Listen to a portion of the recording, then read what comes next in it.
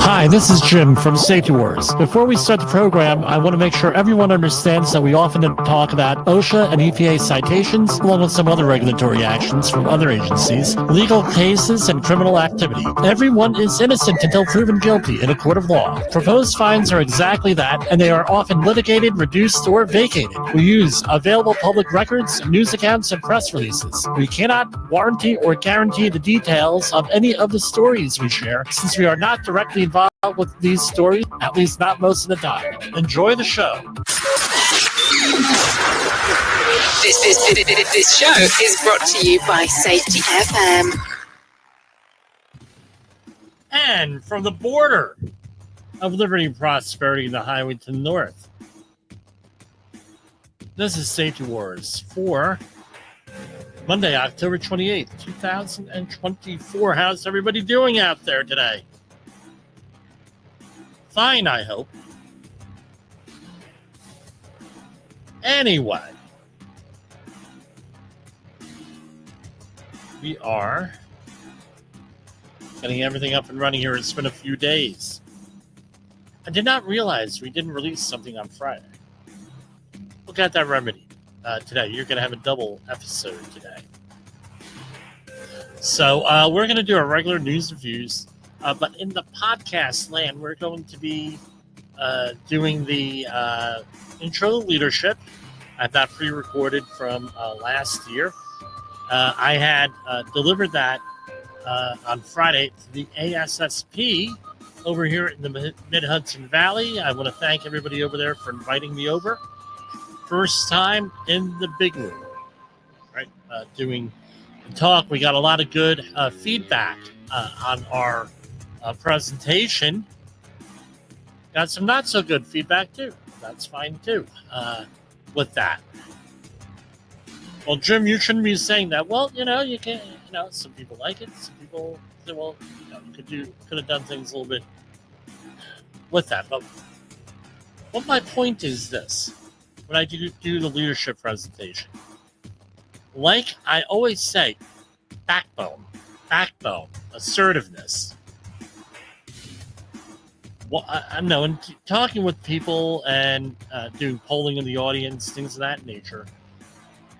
We are still suffering in the safety field from the old way of doing things.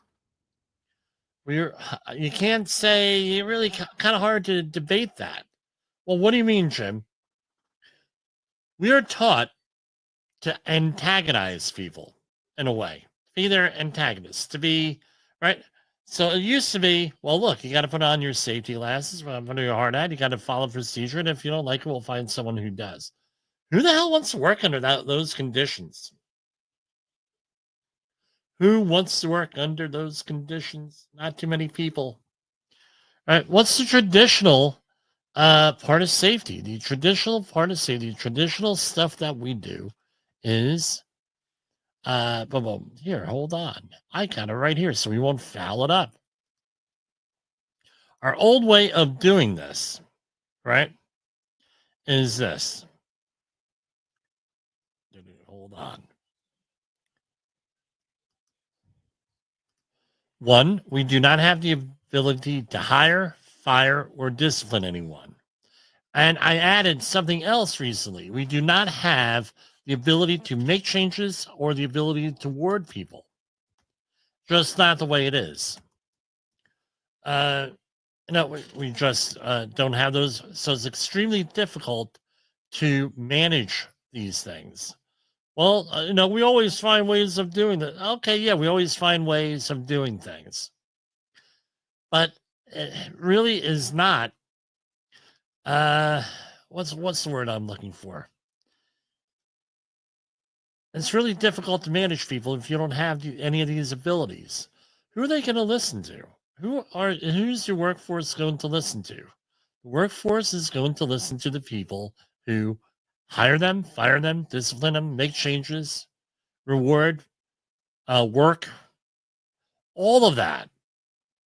Now, before they're even going to think about, they're even going to think about safety. The people who are out there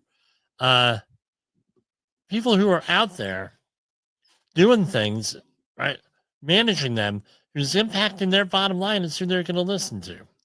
So what happens is, under the old way of doing things, worker is to blame for safety issues. You have shame, blame, and retrain. You're going to do that with a 30 or 40-year-old, a 30 or 40-year person. Well, no, we were taught at the beginning, we go out there. Well, we have to go out there and you don't know what you're doing. You don't know how to do your job. Who wants to hear that? Especially a skilled tradesperson, maybe a manager. Well, you don't want to be doing this. It doesn't work. You need to be able to get along with people. You have the other things. Safety is the absence of accidents and incidences and illnesses and everything else. And then you have one. Shame on you. Shame. You're not a safe company. Really? Reliance on the individuals. As long as Fred is here, Fred is going to be the guy, and blah, blah, blah. And when Fred's not here, there's always a problem. Well, what are you training the rest of your workforce? To rely on one person, that one person's out for the day, one person retires, now you're up Grooveno Creek with no paddle? Is that really? I don't know. And bad actors. Well, you know that person is a bad actor. We're going to have to do something about that person. They're a bad actor. They're not nice. They're not good. I mean, come on. And this is what we were told, and it's encouraged. I had one guy out in the audience, right? And again, it's an interactive kind of thing, with everybody. We had one guy say, well, that's how I'm told. This is how I'm told to manage things. This is how and what I love is this. All right.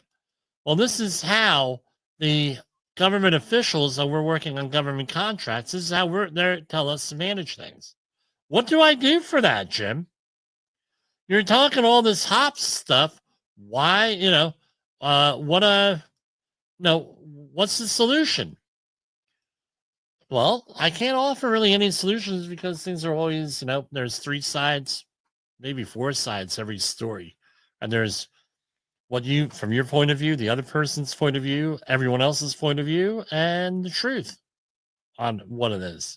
And the truth is often hard to come by here. So I said, look, we have this network out there called Safety FM.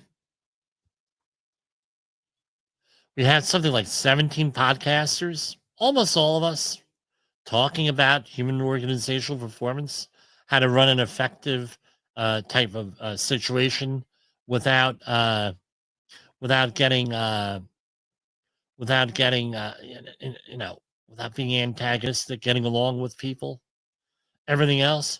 We have all this stuff at our fingertips on how to do things, but send them our way. That's the whole thing. Look, it could be along the lines of, hey, look, we know these guys. We had this big guy, Safety Wars, in front of us, Pomona, last Friday. He was talking about maybe there's a different way of handling this stuff. Well, what do you mean? Well, maybe, did you ever think that maybe human error is normal? Have you ever heard of SKR, way of thinking of things, Jens Rasmussen? That maybe in almost 80 years, almost 90 years, maybe things have evolved from those darn triangles, Heinrich's pyramid and well, no, have you ever thought of that? Or how about this? How about we stop blaming people and start working on focusing on the problem, focusing on fixing the problem rather than blaming people? Because I tell you what, we'll get to that point here, right? And how about learning? Hey, you've been in the office all these years, and grew up I'm not really familiar with this work 100%. Why don't we talk to the people who are doing the work, see what they say on this? This way, maybe we can work together, sort of thing. Or how about context drives behavior? Are you looking at the context? Are you looking at how you how we respond to this. No, if we're going to be yelling and screaming and cursing at people, do you think we're really going to get the information that we need and acting antagonistic? Maybe we need to learn and maybe act accordingly. Maybe that would be a good thing. Oh well, with that, there's a lot of stuff you could do here with this. But what you need to do is have what you say ahead of time. You have to plan it out. They always talk about safety stump speeches. Phillips 66, very big on safety stump speeches. What do you mean, Jim? Safety stump speech. Safety stump speech is you have something ahead of time. Look, this is why it's their way of, and it wasn't wrong, by the way. Their way of doing it was, look, you have to have something to say. Look, this is an important thing because of X, Y, and Z. And avoid saying, well, your family is looking forward to, blah, blah, blah, blah, blah. Because I'm going to tell you what, nobody, and that doesn't really work. I'm sorry. It does not work. It should work. You should care about going home to your family, but I'm sorry that doesn't seem to ring true for a lot of people because we don't know what context they're dealing with. So, for example, they may be estranged from their family. We don't know that. They may be going through a divorce. We don't know that. They may be doing, they may not have a family for some reason. And there are people like that. So you don't know what that is. So I would avoid saying that. Here. Let me get this up. I'm going to go to a commercial break because I just thought of something that is very relevant here. And I'm going to, how this hop works if you're going to use it for everyday things here. So let's go to commercial break and I will come right back. I hate it when I think of things right in the middle. I'm like all over the place, but hey. Have you listened in the profession, the Safety War Show? It does stream live on the radio and on the streamer-emers that we have. So if you have not taken a listen to Jim Bolzel and what the hell he's doing every evening with Safety Wars, I would strongly encourage you to take a view or take a listen, whichever option is available for you, and take a listen to what the hell he has going on. It will take some deep dives in some information that you might be interested in. I'm sure you've heard the news. Safety training is evolving, and you should be too. Outdated safety training isn't just boring, it's dangerous. If your safety trainer is still preaching a warped version of behavior-based safety from 25 years ago, it's time for a change. Imagine safety training that actually addresses the hazards unique to your workplace. No more generic one-size-fits-all solutions. The Safety Wars team at safetywars.com is here to revolutionize how you approach safety with customized training that's relevant, engaging, and effective. Contact Jim Polzel at 845-269-5772. Remember, if you're receiving this message, you are the solution to unsafe workplaces.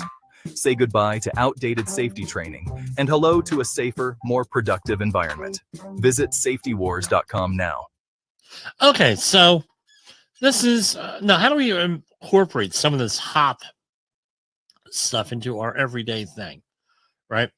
So here we had a situation where we had a drill on site, a fire drill, and everybody on site walked to the fire drill area except for one person, and the plant manager blew a gasket here, right? And started antagonizing, screaming and yelling, and the whole 9 yards here. So, not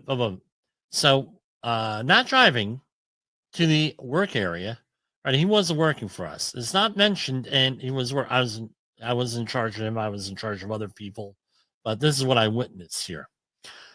Not driving is not mentioned in any document supplied to us, which is used to orient anyone on the site. Since we are not told this was a drill, which was proper, The employee thought this was an actual emergency. He might have panicked and drove his vehicle there. He wanted to get out as soon as possible. In this case, he was driving a motorcycle, a very expensive motorcycle, I might add. And this guy is not the fastest walker. Right? We might have had a non-reported ADA issue here, by the way, not disclosed by the employee. Even with training, it might be not.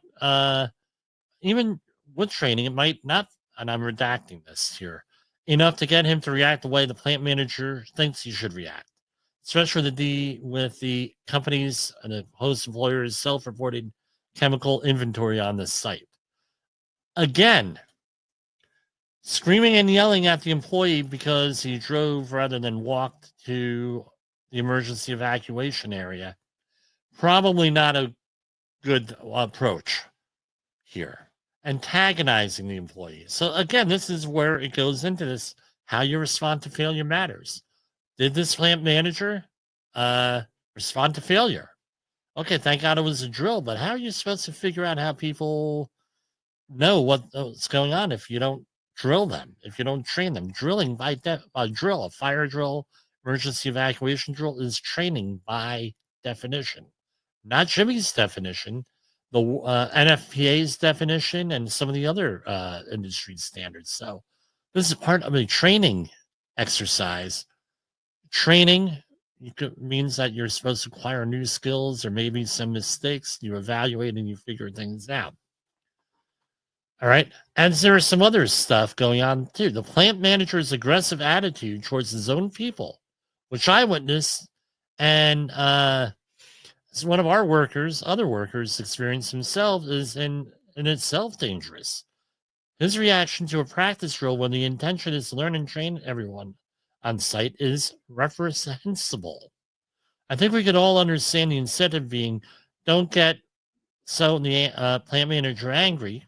That's our incentive. Again, incentives. People are driven by incentives. That's part of HOP. And things not right being reported to him, especially safety part, right? So by him acting this way, nothing's going to get reported to him. His attitude leads to a less safe job site, right? We responded to the emergency within 5 minutes and 18 seconds, according to the organizer of the drill, of the fire drill. She was very impressed. Again, let's talk about the positive. Hey, we got out. We have people in confined spaces and everything else. We got everybody out, put through a small decon, and to the evacuation area within 5 minutes and 18 seconds. The evacuation area was approximately the muster point 300 foot away. That's a very good positive thing here. Why aren't we accentuating that? Nobody hurt. Going there the way we were supposed to. They had it on stopwatch. Did a real good job. The other thing, hey, we're gonna. So one of the solutions to this was, hey, we're gonna issue a site radio. Well, the site radio's maximum output is 90 decibels. Typically, in our work area, the noise is anywhere from 98 to 105 decibels, and I know that necessitates double hearing protection, earmuffs and earplugs. But again, are you going to be able to hear the site radio with a no? All right, that was our kickback. They didn't like that. I pointed that out. We'll never be able to hear the radio over the excessive noise. So I don't think that that's going to work. They didn't like that very much, but oh well. What's the point here is this. My point is we can apply these principles here to our workplace in a professional, non-antagonistic, getting along with everyone kind of thing. And that's what we need to do. It's kind of hard. Right? One of the biggest challenges with HOP, with human organizational performances, is that it's a lot different than where we're coming from with traditional safety. People, well, who says that, this is what you're going to get. Who says that that's a better way of doing things? Well, guess what? We have a whole podcast network here devoted to this. Safety FM, number one. Number two, you can mention a lot of the publications here. Todd Conklin, Brent Sutton, Sam Goodman, Sheldon Primus, right? Alan Warford, Safety Consultants Facebook group here. All this stuff is out there, and the materials are available, a lot of them for free, especially on the podcast end of things and the video cast, this show. Everything's for free. How about you go out and you hear, hey, this is a really good thing here that I heard this video. Now you can, now you could go on there. Hey, type out an email. Hey, you know what? I was listening to this guy on YouTube, on Rumble, on Twitter, right, or X now. And maybe you want to listen to a different way of doing things. Maybe we can improve our safety culture by implementing some of this stuff. Better yet, give us a call, 845-269-5772, jim@safetywords.com. We can come in and we can do a presentation for you, either remotely or in person with that. All of that stuff goes in there, a positive way. You can't say, you know what? We're used to hearing it. Hey, that guy is bleeped up. Look at how that manager does this. Blah, blah, blah. Guess what? Rather than try to criticize that manager not doing something right, maybe we could try to educate. Maybe we can be leaders for that person, right? And if they reject it, they reject it. But guess what you get better at? You get better at presenting this information the more that you present this information. So maybe it doesn't work out here. And the other thing is this: annual reviews.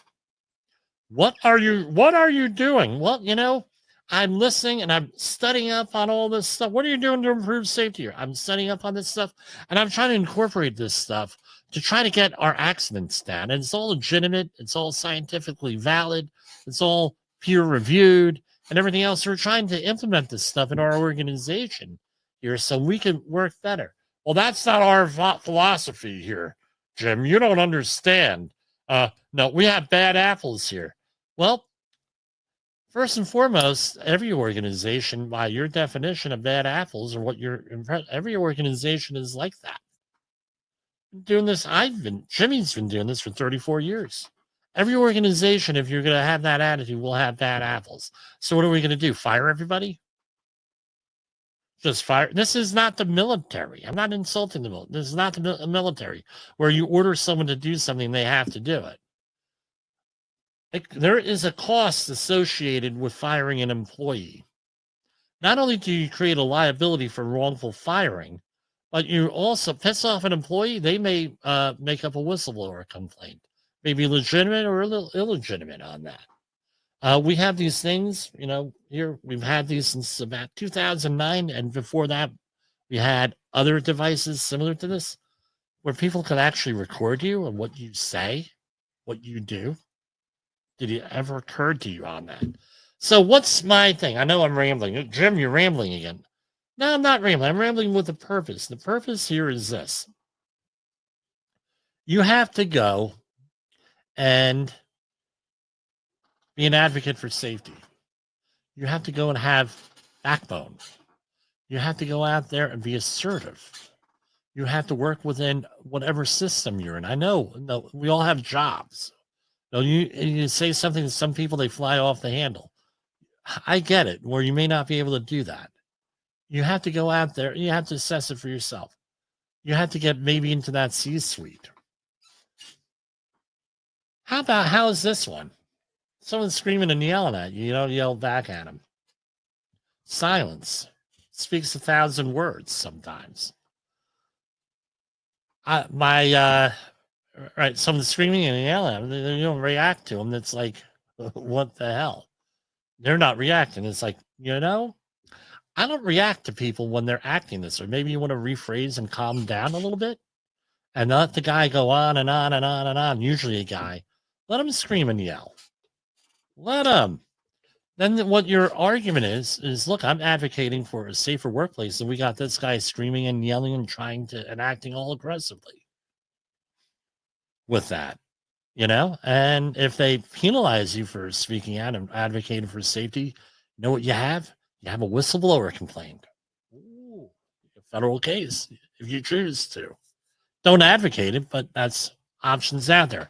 Now, if you're a manager who's screaming and yelling and acting this way, now you know there are people out there with a thing. There's a thing called the internet. You may have heard of that. Maybe you didn't.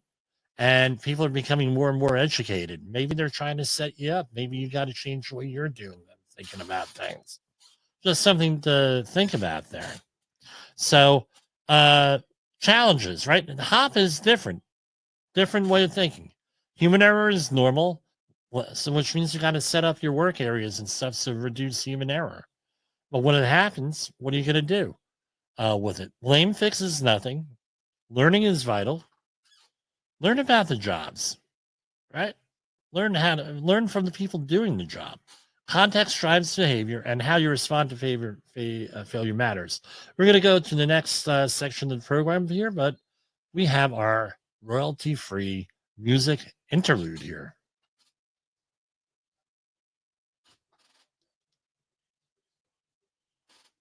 I hope.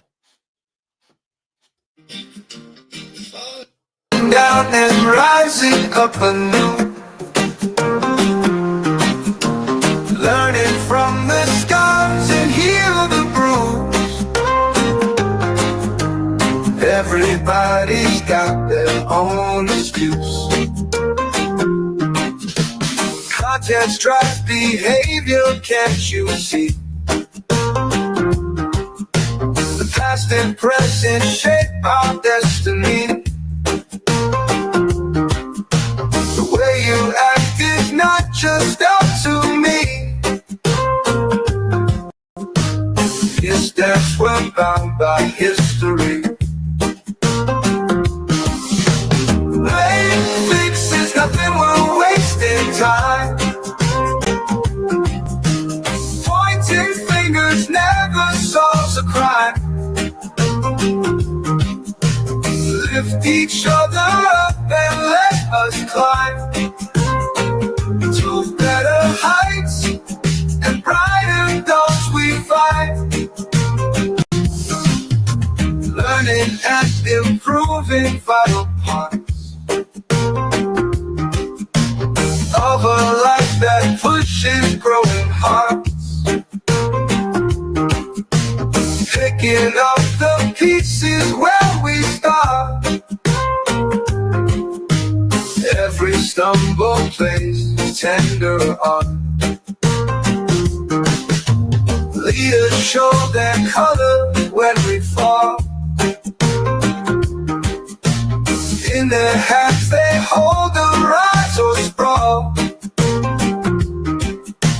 How they lift us changes us and all. A reflection of their inner core.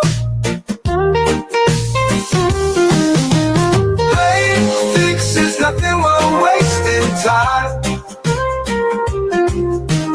Pointing fingers never solves a crime. Lift each other up and let us climb to better heights and brighter daws we find. Leaders show their colors when we fall. In their hands they hold the rise or sprawl. How they lift us changes us and all. A reflection of their inner core. Blame fixes nothing, we're wasting time. Fixes nothing, we're wasting time. Pointing fingers never solves a crime. Pointing fingers never solves a crime. Lift each other up and let us climb to better heights and brighter daws we find.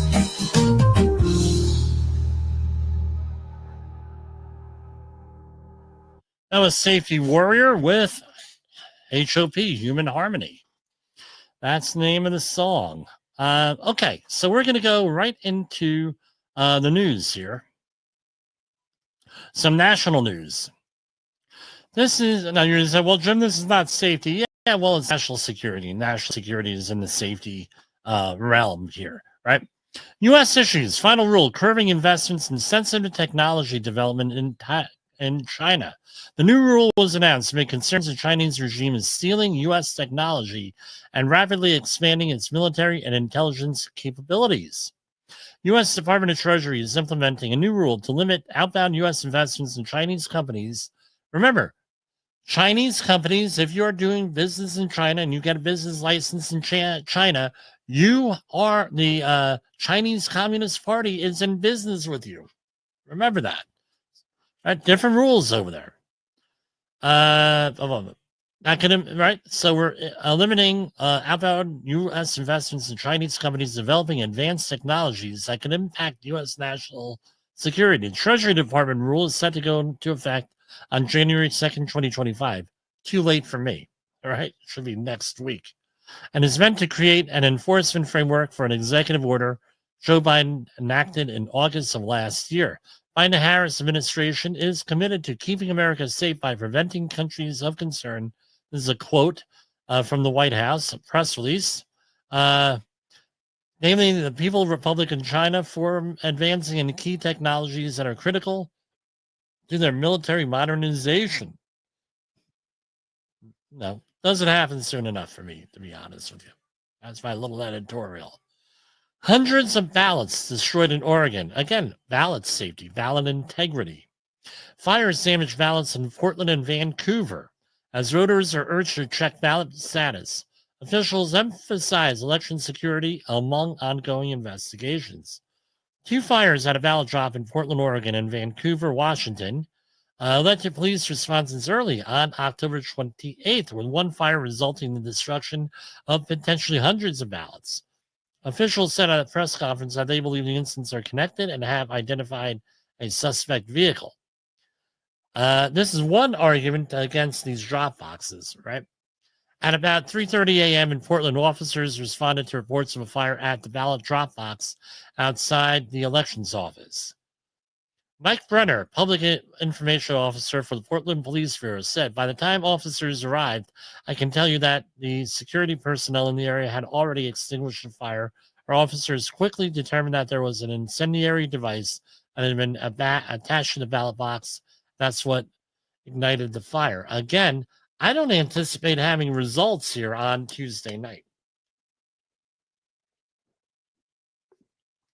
I tell you what, it is what it is. Nevada Supreme Court upholds law on mail-in ballots. Justices turn away a challenge from Republicans. Ballots that arrive by mail can be counted up to 3 days after Election Day. The Nevada Supreme Court ruled on October 28th. The state's top court turned away a challenge to the state law that says ballots that arrive without clear postmarks, provided they are received no later than 5 p.m. on the 3rd day after election, shall be counted as having been postmarked on or before Election Day. Nevada officials have interpreted the law as enabling the counting of ballots without postmarks. Well, I guess you got to really watch on that. Heading on over to the U.S. Department of Labor press releases. Here we have Department of Labor seeks Kentucky highway construction industry's input to set accurate prevailing wages, fringe benefits for workers. So if there is going to be federal monies involved and sometimes state monies involved in a construction job, everybody has to have a prevailing wage, except we're talking hourly people, not salaried people, which I never really quite understood, but I think we need some reform in the Davis-Bacon Act, but that's me. With that, Biden administration has already put in some requirements for salaried workers, so that basically takes care of this. The Davis-Bacon and related acts require the department to set prevailing rates that reflect the actual wages and fringe benefits paid to construction workers. Going on and on. Maybe this is worth us going into. Hold on. Right, we hear about the Davis-Bacon wage determinations, but we don't actually go into anything like that. So, Let me do a share screen on here, and we'll go for it.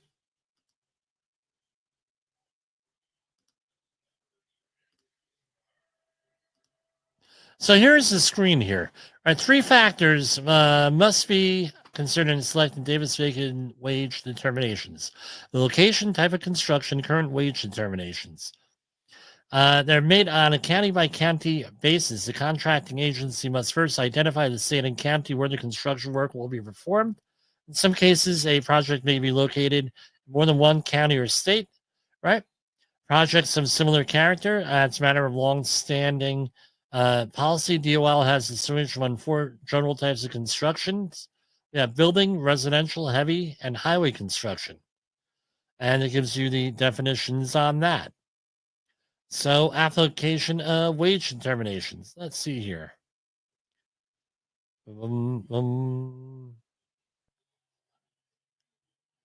So, what are they? Hold on.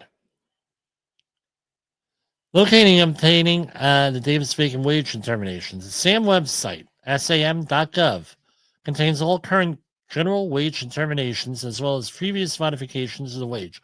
So I'm looking right here off the DOL website on Davis-Bacon wage things, and this is important here because I'm going to get to that in a minute here, why that's so important.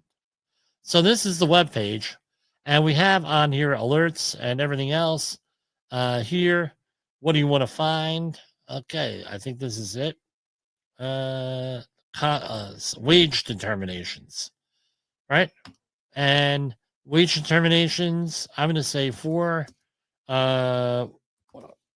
my address here. Nope. Used to be on here. So this is it here. So they changed the websites considerably from the last time I was here. And I know that I'm doing this on the fly, which is bad. Right? And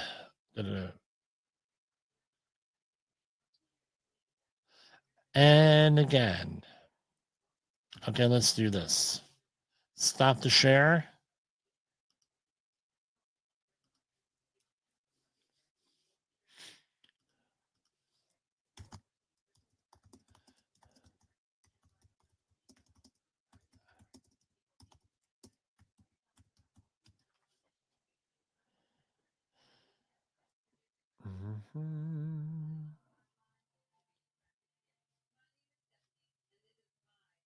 Okay, so I don't want to do this. But anyway, needless to say, I thought I was going to be nice here and show you everything here. My little foul up here tonight.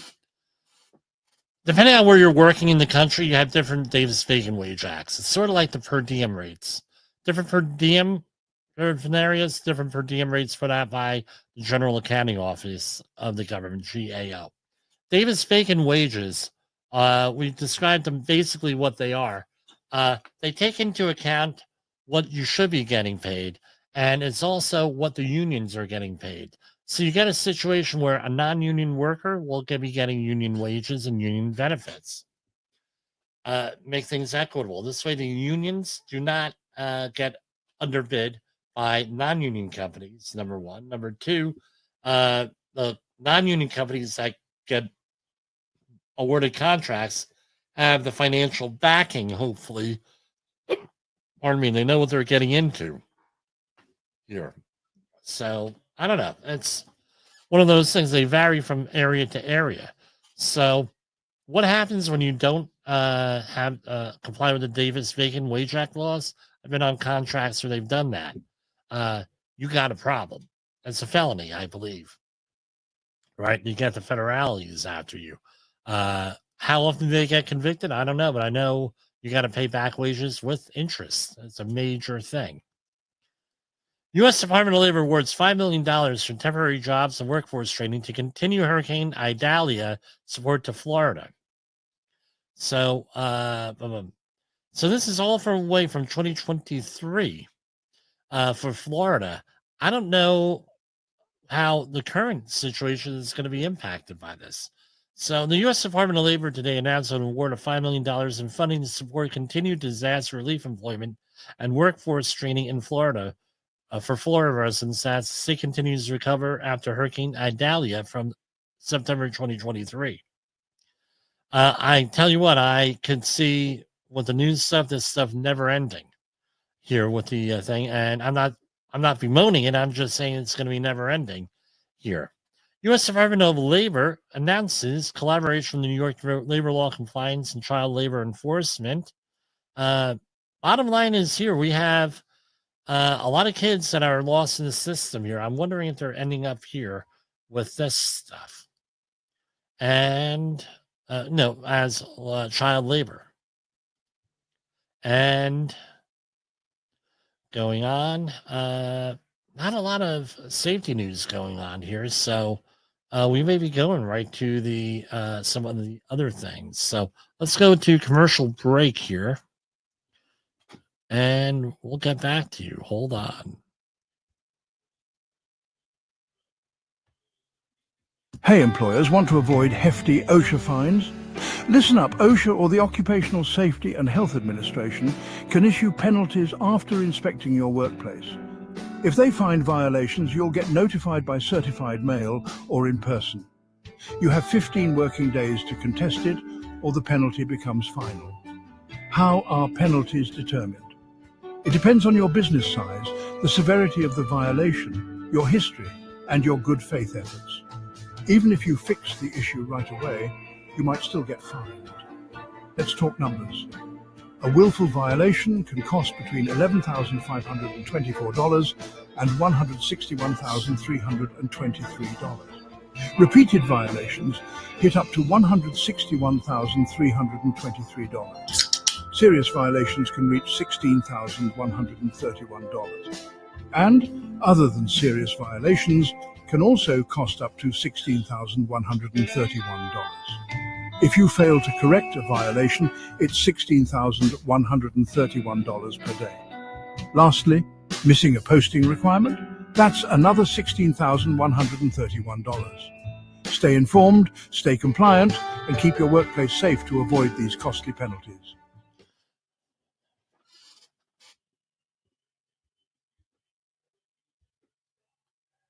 From the front lines of the safety war, it's Safety Wars, with your host, Jim Posel on Safety FM. Get ready to face the harsh reality.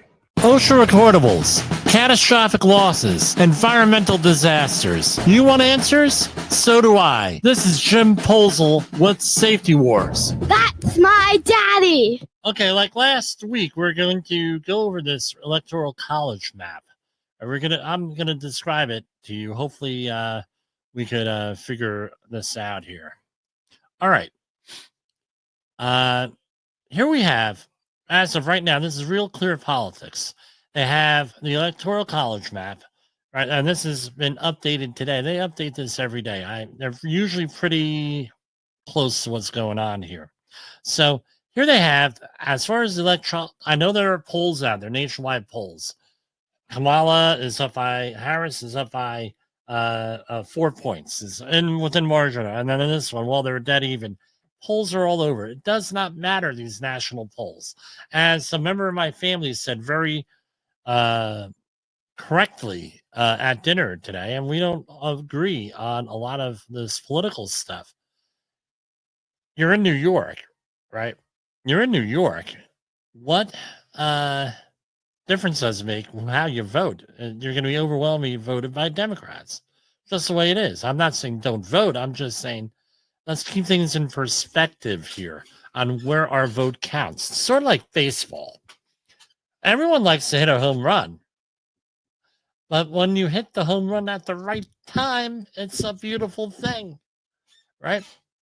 So here we have the Electoral College breakdown. You have 215 votes for Harris and Walz, right? And you have 219 votes for Trump and Vance. Those are pretty much solid where the starting point is, according to Real Clear Politics. And there are 104 toss-up votes. And these are like votes that are, that haven't really been decided. The polls are going back and forth and everything else here. So, what are those toss-up states? You have Arizona, Georgia, Michigan, Minnesota, Nevada, Nebraska, and that's only right. I believe Nebraska is apportioned. So you have one for Nebraska, Wisconsin 10, Pennsylvania 19, North Carolina 16. Apportion means that they could split the vote right on there, the electoral college vote. So as of right now, let's run down the list. So you have, and again, this is all copyright. I really can't share this, but I'm going to describe it to you. So here we have, and I got my piece of paper here. Okay, so we have Harris at, why are we going through this? Again, why are we going through this? Is that we got people, new listeners all the time. And by the way, this is about, I'm sorry, I have to keep you people occupied for an hour here, right? And this is what everyone's talking about. I'd be remiss if I don't do this. So you need 200, and it's 215 to 219, and 270 electoral college votes. All right. So how does this break down? Toss up is Arizona, Georgia, Michigan, Minnesota, Nevada, North Carolina, Pennsylvania, Wisconsin, Nebraska. Now, here we have, let's try to put that down here, right? Minnesota, Wisconsin, Michigan, PA, NC, GA, AZ, and V, right? So here we have, as of today, Minnesota, as of the latest poll in Minnesota, right? Here we go. Minnesota, it's Harris leading by 4.3, right? That's the average here, 4.3. So Minnesota is 15 votes. And here we have Arizona is leading Trump, right? So Arizona leading Trump, we're looking at 11 for Trump. All right. Pennsylvania leaning Trump slightly. So now we're dealing with 19. Right? And if you're keeping track, North Carolina is 16 votes, and that is going for Trump slightly. 16. Virginia. Virginia, we're looking at slight Trump, Kamala Harris. Why they put it in here, I don't know. All right. It's a toss-up right now, leading Dems. So we got Virginia. We don't have it listed in that. So what's the next one? Arizona. We don't have that. Okay. Michigan is slightly Trump. What's Michigan? How many votes are in Michigan? 15. Wisconsin, and if you're keeping track, is Wisconsin 10 electoral college votes, and it's Trump slightly. So Wisconsin 10, right? And going on here,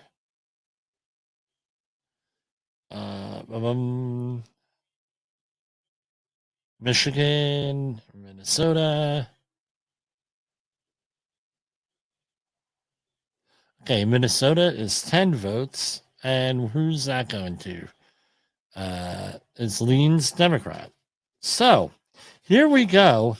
If we add up all these toss-ups, and I don't know what Arizona is leading here. Maybe they got it here. Arizona is probably a complete toss-up here.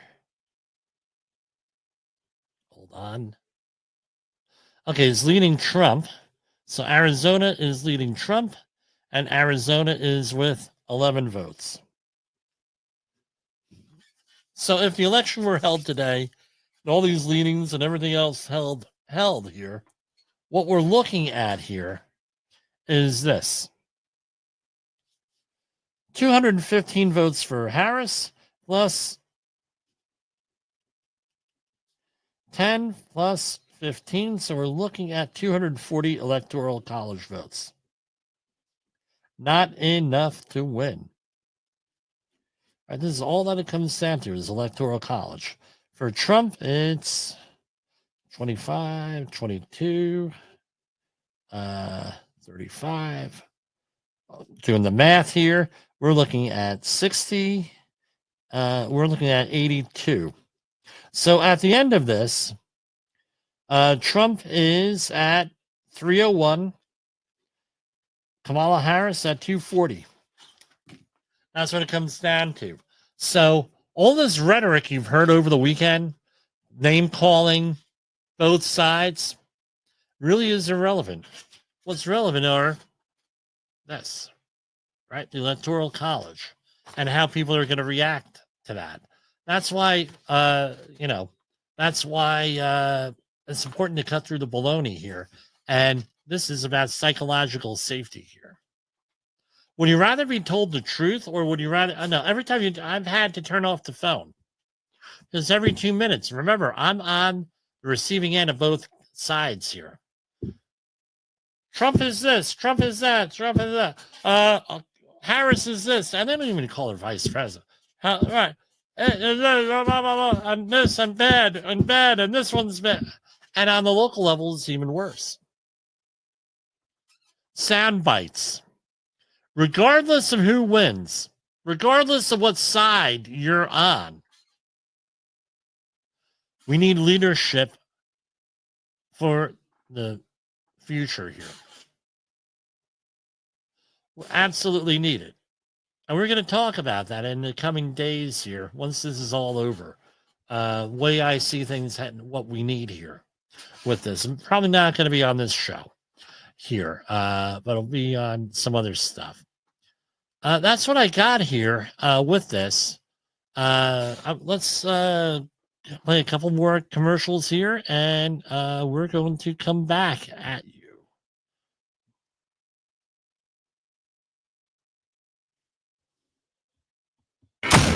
In the professional safety community, communication and planning are just a few keys to your program's success. The question many practitioners have is, where do I start?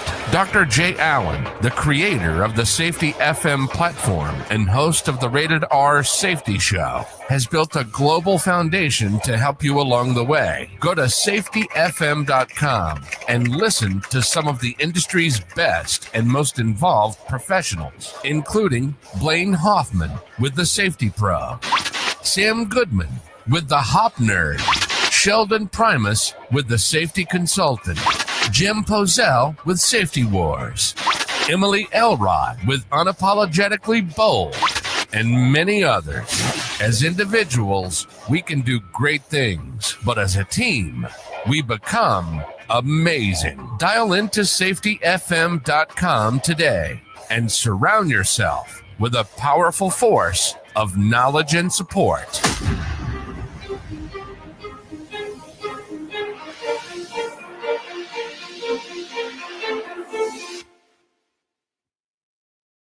OSHA recordables, catastrophic losses, environmental disasters. You want answers? So do I. This is Jim Posel with Safety Wars. That's my daddy. So, here we have from CNN. FBI, and I mentioned this a couple weeks ago here with these crime stats here. FBI releases crime stats months after the fact. This new crime tracker is trying to be more timely, and FBI is too. This is from Eric Levinson from CNN. Again, not a right-wing type of thing. In September 2024, the FBI released data with some retroactive good news. Violent crime declined across the U.S. in 2023. As that trend continued this year. The FBI's preliminary information says yes, but the data is not finalized. It only includes crimes to the end of June. What about crimes in the 9 months since, a period that includes 2 attempted assassinations? The FBI has not released that data and won't for several months. For crime experts and researchers, the delay is getting reliable data from the FBI in a timely manner is a major source of frustration. Right? And what does it come down to? They revise this stuff upward or downward. So what good? Are any of these statistics that are generated here? Right. So what's the FBI doing to fix it? Okay, not to blame, fixing it. They want to release these crime stats monthly, for example, like the other economic data. I guess that's a good thing here. But, I don't know, the crime data, it lags months behind, years behind in some cases. It's not a good thing. I don't know. We'll see how it goes. I'm just going to end it right here. We're right at here, and we're going to go right to our outro. And then for later on, for tomorrow, by the time you get this, if you're on the East Coast, it'll be tomorrow. We'll go from there, and I will be releasing the intro to leadership stuff. For Safety Wars, this is Jim Posel. I will see you tomorrow. Safety Wars is streaming now. safetyfm.com.